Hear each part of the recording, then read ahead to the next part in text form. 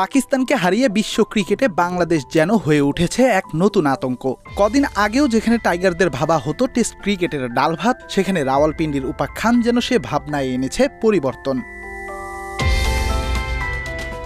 Pakistan mission শেষে test চ্যাম্পিয়নশিপে টাইগারদের পরের বাধা এবার দানবীয় ভারত। লিগে পয়েন্ট টেবিলের শীর্ষেই আছে রোহিত শর্মার দল। 2 ম্যাচের টেস্ট আর 3 টি-20-র জন্য মিরপুরে শান্তরা শুরু করেছে অনুশীলন। পাক সিরিজের শুকনো ওইল ভারতের মাটিতে রানের পসরা সাজাবে, সে চেষ্টাই যেন মগ্ন টাইগার অধিনায়ক।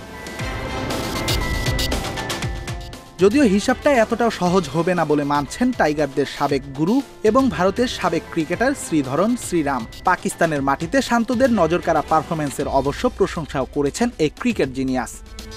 পাকিস্তানের বিপক্ষে বাংলাদেশ যে পারফরম্যান্স করেছে তাতে ভারতের বিপক্ষে তাদের আত্মবিশ্বাস থাকবে তুঙ্গে। একটা দেশ হিসেবে সাম্প্রতিক সময়ে বাংলাদেশ অনেক কিছুর ভেতর দিয়ে যাচ্ছে, সেখানে পাকিস্তানের মাটিতে পাকিস্তানকে হোয়াইট ওয়াশ করার পেছনে টাইগারদের দলগত চেষ্টাটা সবার নজর কেড়েছে।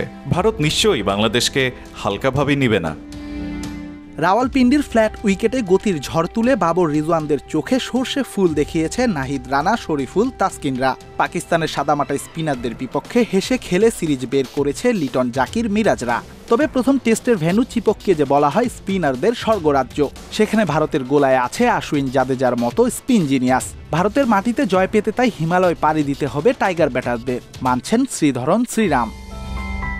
ভারত বেশ ভারসাম্যপূর্ণ দল, তারা বিশ্বসেরা। তাদের বোলিং অ্যাটাক, বিশেষ করে স্পিন বিভাগটা অনেক বেশি শক্তিশালী। পাকিস্তানের চেয়ে তারা অনেক এগিয়ে, তাই ভারতকে মোকাবেলা করাটা কঠিনই হবে বাংলাদেশের জন্য।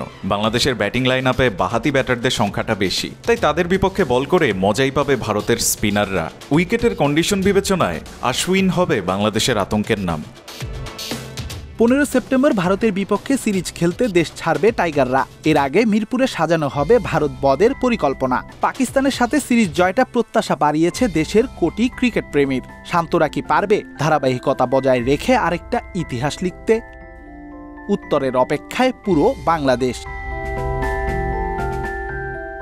রেদওয়ান শাওন, ৭১।